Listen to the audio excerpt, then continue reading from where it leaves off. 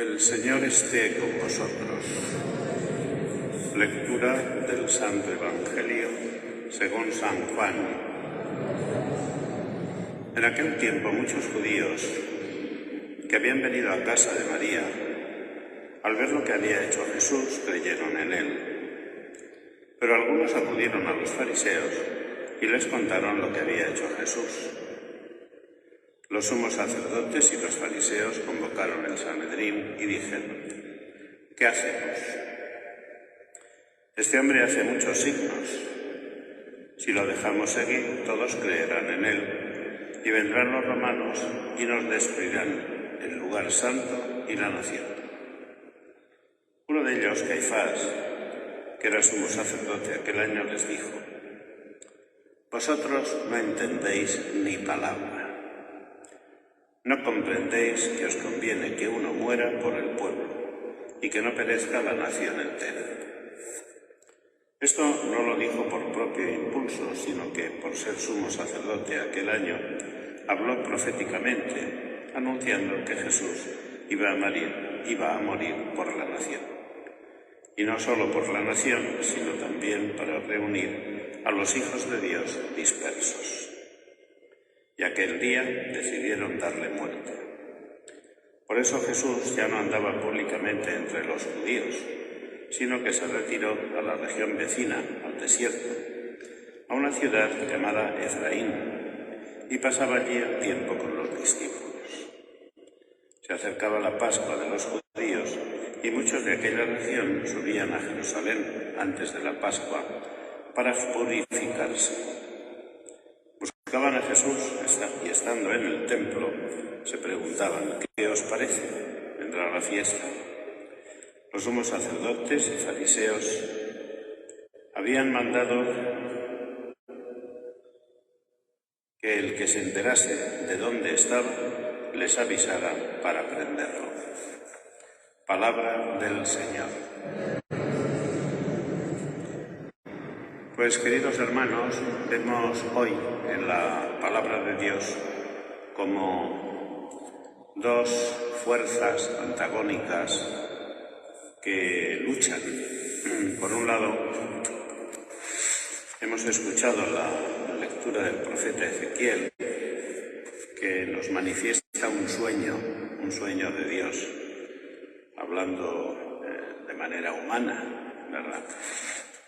Un deseo, y entonces pues el profeta lo manifiesta diciendo: esto dice el Señor. ¿Y cuál es el sueño? Pues el sueño es recoger a todos los hijos de Israel, hacer de todos ellos un solo pueblo, que sea David, el rey idílico de Israel, pues que sean gobernados por el rey David, y Dios ser el pastor de ese pueblo. Bueno, este es el sueño, ¿verdad?, que Dios manifiesta al pueblo a través del profeta. Sin embargo, nos encontramos con la dura realidad.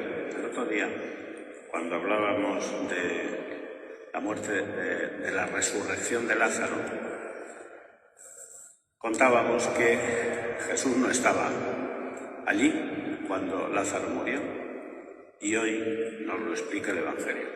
Jesús tuvo que salir huyendo, y se fue y se refugió en Efraín, que estaba a unos días de camino de Jerusalén y de Betania. Y fue a esconderse precisamente por esa lucha que los judíos tenían contra Jesús. Él consideró pues que era conveniente poner tierra de por medio, porque él tenía que cumplir con una hora, pero cumplir de acuerdo con el plazo establecido por Dios. Y para no adelantar su muerte se fue. Y todos estaban esperando la venida de Jesús en la Pascua, y todos habían decidido que la solución era darle muerte a Jesucristo para salvar a la nación salvarla de los enemigos de la nación políticos. Esto fue una medida política, la decisión de decir, tenemos que dar muerte a este si queremos salvar a la nación. Y las palabras de Caifás son muy explícitas.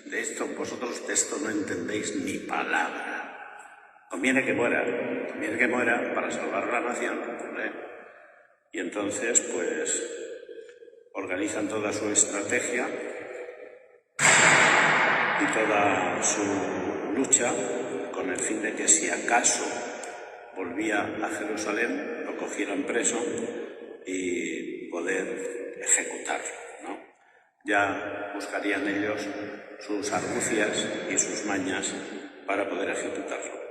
Lo que no sabían era que efectivamente pues estaban cumpliendo con el designio de Dios, porque efectivamente Jesucristo iba a morir por todo el pueblo. Aquello que ellos decían, su sangre caiga sobre nosotros y sobre nuestros hijos, pues aquello efectivamente se cumplió, porque la sangre de Jesucristo cayó sobre ellos y sobre sus hijos y sobre las generaciones de sus hijos y sobre nosotros, para poder redimirnos de los pecados, lavarnos de los pecados y, en definitiva, al final presentar un pueblo, un solo rebaño, gobernado por un solo pastor, Jesucristo. Como vemos, se cumplen las profecías de la Sagrada Escritura, no al estilo de lo que los políticos pensaban, pero sí de acuerdo con la idea que Dios tenía sobre la Iglesia, sobre nosotros.